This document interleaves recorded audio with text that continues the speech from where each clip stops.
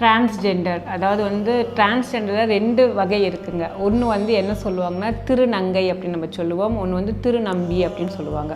ஒரு பெண் ஆணாக மாறுறதும் ஒரு ஆண் வந்து பெண்ணாக மாறுறதும், இந்த 2 விஷயம், இந்த 2 வித்தியாசங்கள் வந்து டிரான்ஸ்ஜெண்டர்லேயே இருக்குது. அதனால் அவங்க வந்து அந்த கால சூழ்நிலைகளுக்கு வந்து தள்ளப்படுறாங்க. என்னடா நம்ம வந்து அவங்க இப்போ ட்ரீட் பண்ணுறாங்களா, நம்ம அவங்க வந்து ஃபோர்ஸ்ஃபுல்லாக ஒரு விஷயத்தை வந்து அவங்க கிட்ட நம்ம கேட்கணும் பிடிக்கணும் தான்.